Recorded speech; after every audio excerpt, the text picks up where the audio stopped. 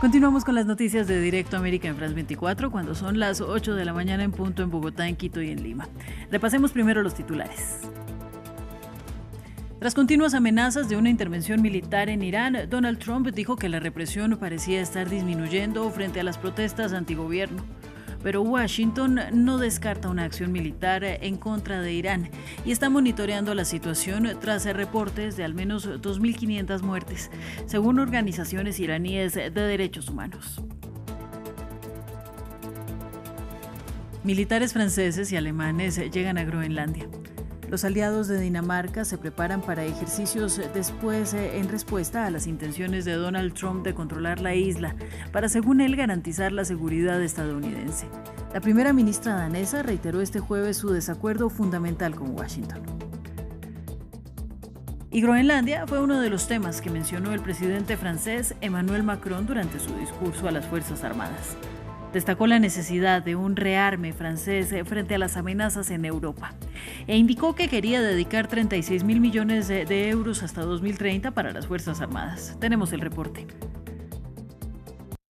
Además, en nuestra revista de prensa vamos a dar seguimiento a las protestas en Irán, donde siguen las repercusiones por la represión en el país. Medios de Estados Unidos y de Medio Oriente también analizan las tensiones con Washington. Dacil Lanza nos trae los detalles en algunos minutos.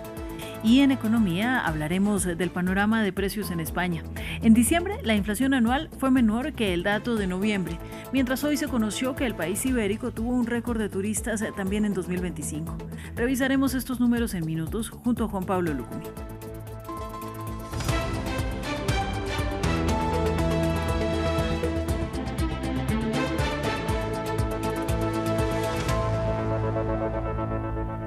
Comenzamos las noticias actualizando la situación en Irán. En las últimas horas, el presidente estadounidense Donald Trump parece haber rebajado sus amenazas de un ataque inminente contra Irán. El republicano afirmó el miércoles que la matanza ha cesado tras días de represión de las manifestaciones en el país. Sin embargo, la República Islámica cerró durante 5 horas su espacio aéreo antes de reabrirlo en medio de preocupaciones por posibles ataques. Veamos el siguiente informe. En su aparición en la cadena favorita del presidente estadounidense, hablando sin intérprete, el ministro de Asuntos Exteriores de Irán solo tenía en mente a Donald Trump. Abbas Araghchi declaró a Fox News que la República Islámica no tenía planes de ahorcar a los manifestantes detenidos en las recientes protestas contra el gobierno. Puedo decirle que estoy seguro de ello. No hay ningún plan de ahorcamiento en absoluto. La negación del ministro de Asuntos Exteriores de Irán se produce un día después de que el jefe del Poder Judicial del país dijera que los casos se tramitarían por la vía rápida. Durante la entrevista del miércoles, Araghchi no abordó las causas fundamentales de los recientes disturbios, sino que señaló un complot extranjero para desestabilizar Irán. Mientras los funcionarios del país intentan demostrar que han recuperado el control, Teherán mantiene la puerta abierta a la diplomacia con Washington. Y la determinación tampoco puede ser bombardeada. Ahora, Irán ha demostrado estar dispuesto a negociar, a la diplomacia. Lo hemos demostrado en los últimos 20 años, en 2015, en 2025, en todas las ocasiones. Pero ha sido Estados Unidos quien siempre ha huido de la diplomacia, quien ha cortado la diplomacia y ha optado por la guerra. Mis mensajes es que entre la guerra y la diplomacia es la mejor opción.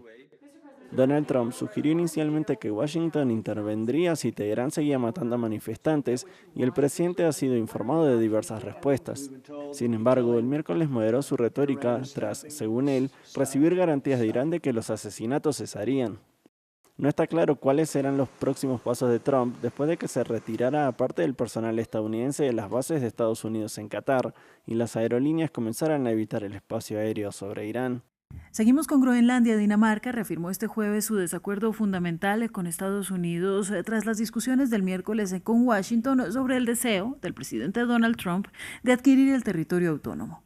En tanto, militares europeos llegaron a la zona para conducir ejercicios con Dinamarca. A continuación, los detalles. Dinamarca sigue en desacuerdo con Estados Unidos sobre Groenlandia. Este jueves el gobierno de Copenhague reiteró su rechazo a las amenazas de anexión de Donald Trump. Hay un desacuerdo fundamental porque la ambición estadounidense de tomar control de Groenlandia permanece intacta. Esto es un asunto importante y, en consecuencia, seguimos con nuestros esfuerzos de prevenir que ese escenario se vuelva realidad. Un anuncio después de las conversaciones del miércoles entre el ministro de Exteriores danés con el vicepresidente estadounidense J.D. Vance y el secretario de Estado Marco Rubio en Washington. Sin embargo, ambas partes acordaron crear un grupo de trabajo para explorar formas de gestionar esas diferencias. Pero tanto Dinamarca como Groenlandia subrayaron que el presidente de Estados Unidos, Donald Trump, parece querer controlar la región semiautónoma, una medida que describieron como una violación inaceptable de la soberanía. Creo que es muy importante reiterar lo clave que es para nosotros reforzar nuestra cooperación con Estados Unidos, pero eso no significa que queramos pertenecer a Estados Unidos. Apenas unas horas antes de la reunión, Trump reiteró su postura, afirmando que Estados Unidos necesita Groenlandia por motivos de seguridad nacional y que si no la consigue lo harán China o Rusia. Sin embargo, se mostró optimista sobre posibles conversaciones. Tengo una muy buena relación con Dinamarca y veremos cómo se resuelve todo. Creo que se llegará a un acuerdo. Mientras Trump intensificaba su retórica, Dinamarca anunció que reforzaría su presencia militar en Groenlandia, junto con otros aliados de la OTAN. Francia, Alemania, Suecia y Noruega confirmaron poco después que enviarán tropas a la isla ártica. Y justamente Groenlandia fue uno de los temas mencionados por el presidente francés Emmanuel Macron durante su discurso para las Fuerzas Armadas, quien anunció el envío de más soldados a la isla. El mandatario justificó el incremento del gasto militar, que según dijo llegará a los 36.000 millones de euros hasta 2030. Macron dijo que estas acciones solo obedecen a la necesidad de ser temidos en alianza con los demás líderes europeos ante posibles amenazas venideras. Nuestra periodista en París, Erika Olavarría, nos amplía. Justamente un discurso muy potente, Ángela. Recordemos que son los deseos de nuevo año para los ejércitos. Recordemos que el presidente es el jefe de las Fuerzas Armadas en Francia y justamente él repitió una frase que ya había dicho el año pasado. Él dijo que estábamos en un mundo en que la amenaza se aceleraba y entonces había que acelerar el rearme. La frase es: dijo que para ser libres hay que ser temidos y para ser temidos hay que ser poderosos. Y comenzó haciendo un balance de lo que ha sido su gestión, pues si se aprueba la nueva ley de presupuesto militar que ha aumentado y ha duplicado en realidad el presupuesto de la Armada, efectivamente el gobierno de Emmanuel Macron tendría ese logro de haber duplicado ese presupuesto para las Fuerzas Armadas que están, digámoslo, a nivel equipamiento bastante atrasadas. Así que él se jactó que en el año 2017 se había comprometido a aumentar el presupuesto en un 2% anual del PIB y que ya con la ley del año 2023, recordemos, se prometió un aumento del presupuesto a 413.000 millones de euros. Él anunció y además un esfuerzo extra para el periodo 2026-2030 de 36.000 millones de euros, 3.500 a partir de este año. Él dijo que en ese sentido y también se jactó de haber sido visionario con su idea de la Europa de la defensa, esta necesidad de que el continente adquiera soberanía e independencia justamente defensiva de los Estados Unidos sobre todo y por lo tanto él dijo que los otros países ahora le daban la razón, sobre todo después de que estalló el conflicto en Ucrania, donde varios países, incluida por ejemplo Alemania, decidieron rearmarse. En otros temas, la opositora venezolana María Corina Machado, ganadora del Premio Nobel de la Paz, será recibida por Donald Trump en Washington este jueves. Ella, que compartió su premio con Donald Trump al recibirlo y lo felicitó durante la intervención estadounidense en Caracas el 3 de enero, intentará abogar por un cambio democrático para su país, después de que Trump dijera que no tenía suficiente apoyo para gobernar. Un encuentro que se da además un día después de que Trump tuviera una llamada con Delcy Rodríguez, presidenta interina de Venezuela. Empezar a construir. ¿Ofrecerá María Corina Machado su Premio Nobel de la Paz a Donald Trump durante su visita a la Casa Blanca este jueves? Para algunos especialistas, la marginación del presidente estadounidense hacia Machado y a toda la oposición de derecha venezolana desde la captura de Nicolás Maduro se explica por su enojo al no haber recibido el Premio Nobel de la Paz en octubre pasado. Mientras tanto, fue a la actual presidenta encargada de Venezuela, un producto puro de la izquierda chavista, a quien Donald Trump elogió el miércoles. Tuvimos una gran conversación hoy, es una persona maravillosa, es alguien con quien hemos trabajado muy bien. El inquilino de la Casa Blanca está más que satisfecho con Delcy Rodríguez, ya que su administración confirma que Washington ya ha vendido petróleo venezolano por valor de $500 millones.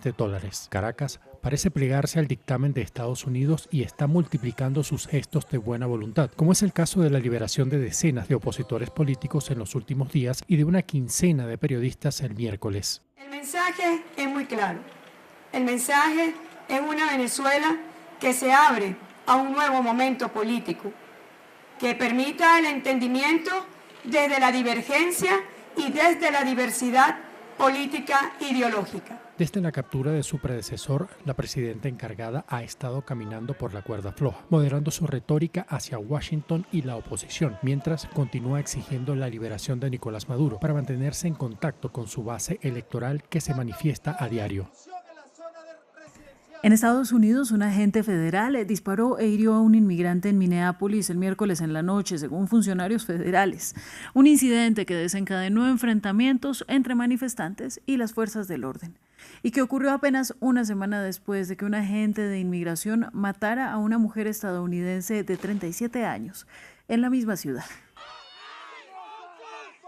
En otras noticias, los ugandeses votan en unas tensas elecciones presidenciales y legislativas, tras una campaña violenta impactada por el bloqueo de Internet, mientras que el presidente Yoweri Museveni busca extender su mandato a una quinta década. Museveni declaró a la prensa que esperaba obtener 80% de los votos si no hay trampas, y descartando la posibilidad de una victoria del popular cantante Bobi Wine.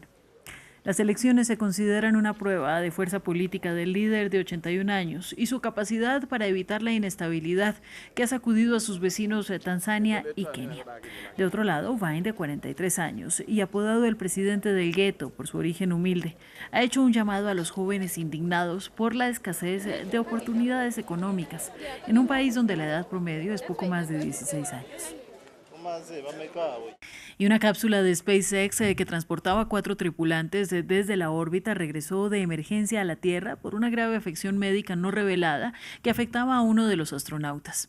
El vehículo Crew Dragon aterrizó sin problemas a primera hora de este jueves en el Océano Pacífico, frente a las costas de California, culminando un descenso de más de 10 horas desde la Estación Espacial Internacional. Esta es la primera vez que la NASA interrumpe una misión de una tripulación debido a una emergencia médica. Hora de la revista de prensa. Esta mañana con Dacil Lanza para hablar de los titulares más importantes de la jornada. Dacil, un saludo para ti. Un buen saludo para vos, Ángela. ¿Cómo estás? Pues bien, empezando la jornada con las noticias de Washington. Sigue siendo protagonista Dacil.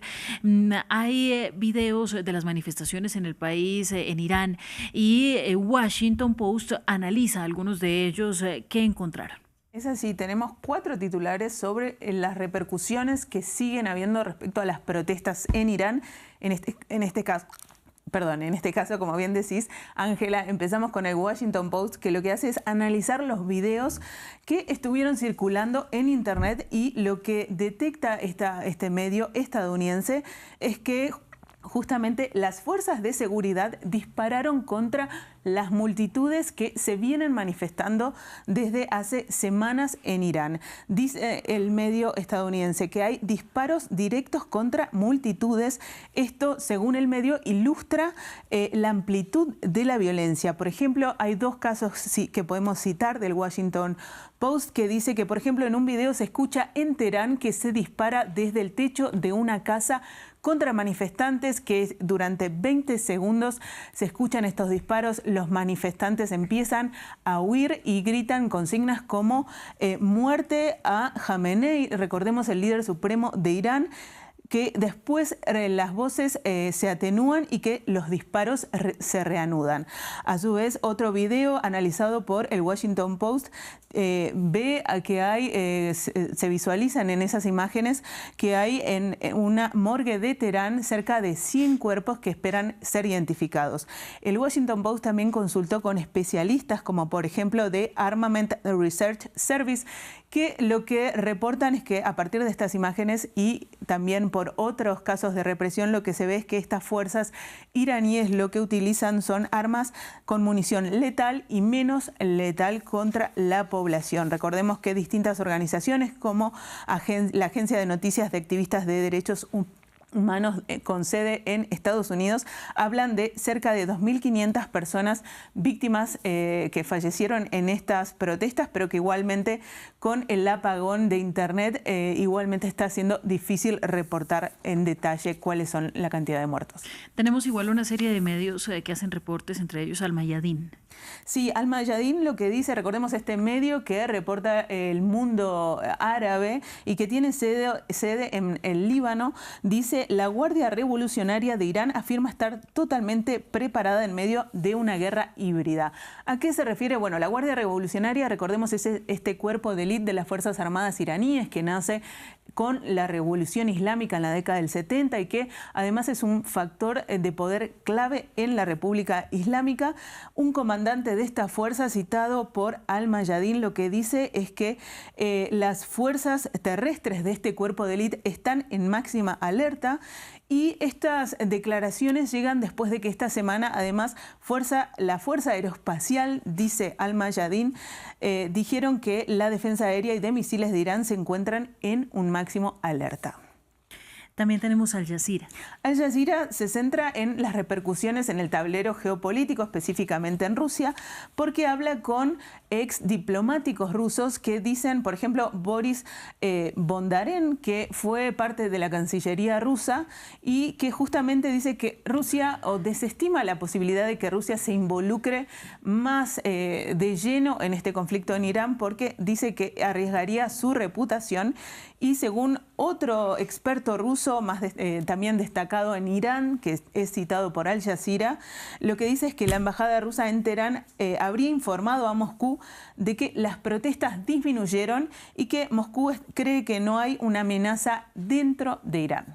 Bien, vamos a cerrar esta ronda de medios con el Wall Street Journal. Sí, el Wall Street Journal dice que el refuerzo militar de Trump en el Caribe limita sus opciones en Irán. Esto, recordemos, a partir de la segunda parte del año pasado, el despliegue militar que ordenó Donald Trump en el Caribe estaría repercutiendo en las evaluaciones de las distintas medidas que podría tomar en Irán. Esto según el Wall Street Journal, pero citando funcionarios de defensa actuales y de administraciones anteriores de Estados Unidos, que dicen, por ejemplo, un dato, Ángela, que 12 buques de guerra están desplegados en el Caribe, mientras que, en contraste, hay solo 6 en Oriente Medio. Y recordemos además que el portaaviones Gerald Ford pasó del Mediterráneo al Caribe, entonces también habla de una disminución de la tensión militar de Estados Unidos en aquella zona, ¿no?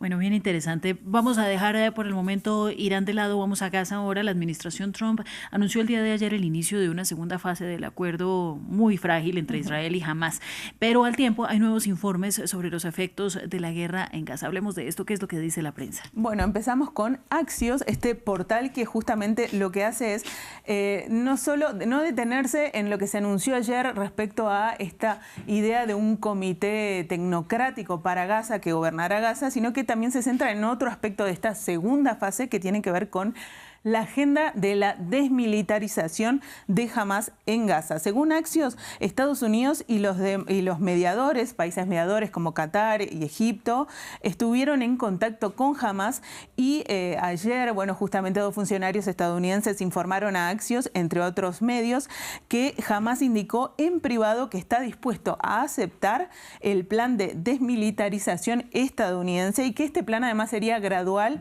y por fases. Eso es lo que está informando Axios. Bueno, y para terminar, tú nos traes una investigación del New York Times sobre los beneficios que habrían tenido donantes de la campaña de Donald Trump. ¿De qué se trata? Bueno, el New York Times lo que hace es centrarse en una investigación que hizo a partir de distintos documentos y entrevistas que dice que cientos de grandes donantes tras las elecciones se han beneficiado del regreso de Trump a su cargo en la Casa Blanca. Esto, recordemos, dice el New York Times, que 4 personas involucradas en la recaudación de fondos también confirmaron que justamente hablan de $2.000 millones para causas políticas y proyectos personales de Donald Trump y que, según el New York Times, es una asombrosa cantidad de dinero que sugiere un nivel transaccional que es difícil de comparar con otros momentos históricos. Y bueno, gran parte de los donantes, según esta investigación, estarían siendo beneficiados por la administración de Donald Trump, ya sea con cargos o, digamos, beneficiando a sectores empresarios durante esta gestión. Pues bien, Dacil, creo que eso es todo por el momento. Muchas gracias a ti. Gracias, Ángela. Deseándote una feliz mañana y vamos a las noticias de la economía. En esta mañana, de la mano de Juan Pablo Lucumí, y vamos a concentrarnos en Europa. Juanpa, buenos días. Un placer estar aquí con ustedes. Igualmente, Juanpa, vamos a hablar de España. ¿Cuánto suben los precios en este país? Revisémoslo. Para hacerlo, vamos a mirar el dato de inflación más reciente emitido por el Instituto Nacional de Estadística, que mostró este jueves que los precios subieron a un ritmo anual del 2,9% en diciembre. Esto es un dato menor que lo que se registró en noviembre, también en 2025, cuando los precios subían a un ritmo del 3% anual. Este es el dato general de cuánto suben los precios, pero internamente se divide por rubros. España vivió en diciembre un abaratamiento de los carburantes y los paquetes turísticos subieron por menor medida. Los servicios recreativos y deportivos también tuvieron una reducción con respecto al año anterior, pero la inflación, particularmente en los alimentos, subió 2 décimas hasta el 3% interanual, principalmente con el encarecimiento de las legumbres, hortalizas, aceites y grasas. El dato de inflación es uno de los tantos puntos a considerar en la Bolsa de Madrid, pero la relajación de la inflación no fue suficiente para llevar al índice IBEX 35 al terreno positivo. A esta hora retrocede 0,1%. España también tuvo un récord de turistas en 2025, algo que movió la economía, pero de estos datos nos hablará Marina Colorado desde la capital española. 2026 ha empezado con buenas noticias en el plano económico para España. Por un lado, el turismo, motor de la economía española, ya que supone casi el 13% del PIB, registró un nuevo récord de llegadas. 97 millones de extranjeros eligieron España como su lugar de vacaciones en 2025. Es un 3,5% más que el año anterior, que ya había sido histórico. También creció lo que gastaron estos viajeros, alcanzando los 135.000 millones de euros. En cuanto a las nacionalidades de estos, han aumentado los procedentes de Estados Unidos y han descendido llegadas de países europeos como Alemania o Francia, debido en parte a la situación económica de estos miembros de la Unión Europea. Sin embargo, el descenso en el número de turistas nacionales aleja la meta de llegar a los 100 millones de visitantes en un año que se había puesto el Gobierno el año pasado. Por otro lado, el Instituto Nacional de Estadística confirmó que la inflación sigue con tendencia a la baja en España gracias al descenso de los precios de los carburantes. El mes de diciembre cerró con una subida interanual del 2,9%. Sería así el segundo mes consecutivo de bajadas tras los máximos en más de un año de octubre de 2025 del 3,1%. Estos datos del último mes del año hacen que 2025 cierre con una media del 2,7%, que según el Ministerio de Economía sigue siendo inferior a las subidas de los salarios, que crecieron en un 3,5% de media. Eso sí, el encarecimiento de ciertos alimentos como los huevos o la carne de ternera, que han visto aumentos del 31% en diciembre comparado con 2024 o del 17% respectivamente, han afectado en gran medida los bolsillos de las familias. Por esto, uno de los principales sindicatos de España, UGT, ha pedido un nuevo aumento del salario mínimo, que ha visto ya un crecimiento del 54% desde que Pedro Sánchez tomara las riendas del Gobierno en 2018. Juanpa, vamos a hablar ahora de Estados Unidos, específicamente de Minneapolis y de las empresas de hispanos que tienen temor de seguir trabajando por la presencia del ICE. Esto no es una historia nueva en todo caso. Así es, no es nueva, pero ahora se intensifica, y es que varios de estos negocios de hispanos ya empezaron a ver afectadas sus actividades justamente por esta policía de control de aduanas que ha alejado tanto a clientes como a trabajadores. Todo bajo el contexto de que hace unos días uno de estos agentes disparó a quemarropa a una mujer que presuntamente bloqueaba una operativos del ICE. En muchas empresas los empleados están cerrando las puertas con llave y trancando la entrada trasera por miedo a los agentes de gobierno. Estas son algunas opiniones. No estamos vendiendo nada, casi nada, a 1 o 2 buquets al día, que siempre estamos más ocupados, ¿verdad? Y está muy triste la situación aquí de que pues la gente no sale, están en sus casas porque tiene miedo por ICE. Y pues los negocios, muchos de los negocios aquí en el mercado están cerrados por lo mismo de que no hay clientes. Ya de ahí empezaron como ahorita más difícil, ya agarraron aparejo solamente por el color de piel. Y pues ya ahorita lo que hacemos, tenemos todas las puertas cerradas y está alguien en la puerta abriendo y cerrando para que no puedan entrar. De la primera economía vamos a pasar ahora a la segunda. El primer ministro canadiense ya está en China para hablar de comercio. Hay mucho tema por hablar ahí. Mark Carney llegó el miércoles a una visita oficial a Beijing, la primera de alto nivel en 8 años. Carney tendrá una reunión con el presidente chino Xi Jinping el viernes y antes de este encuentro, los dos líderes mantuvieron conversaciones al margen de una cumbre de cooperación económica Asia-Pacífico, pero eso fue el pasado octubre en Corea del Sur. El predecesor de Carney, Justin Trudeau, visitó China en diciembre de 2017, pero al año siguiente Canadá se vio envuelta en una disputa chino-estadounidense al arrestar en Vancouver a un alto funcionario del gigante chino de telecomunicaciones Huawei, que era objeto de una orden de arresto estadounidense. En ese momento, Beijing respondió deteniendo a 2 ciudadanos canadienses acusados de espionaje.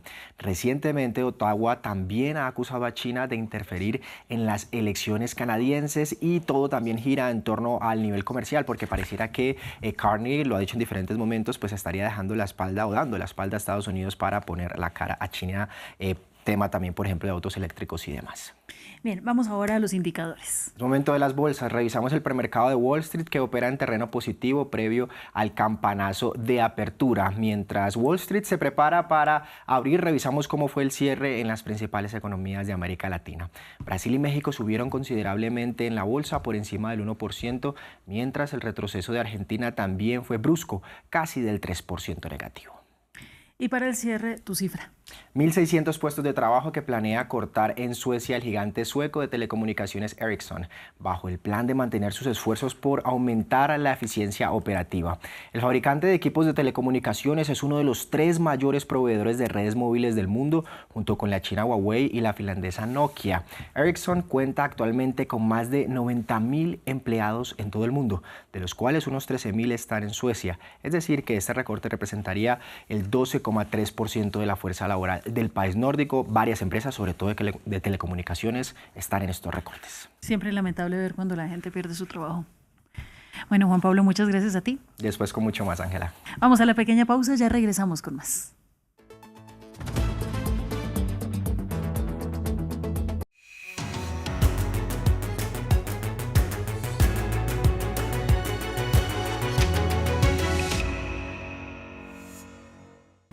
Enlace del Cono Sur hasta el Océano Índico, desde los Andes hasta China, una mirada semanal con los temas más importantes de los países. Presentado por los corresponsales de France 24 en español. Enlace en France 24 y france24.com. Para comprender mejor el mundo, es indispensable sumergirse en él. De Buenos Aires a Beirut, pasando por Kinshasa, Kiev o Washington. Los corresponsales de France 24 están en todas partes. 200 corresponsales que viven cerca de usted. Su misión, informarle en todo el mundo y a cualquier hora del día. Información objetiva, seria, fiable e independiente. Hechos verificados. Noticias falsas desenmascaradas. France 24. Estamos aquí, estamos allí y allá para informarle.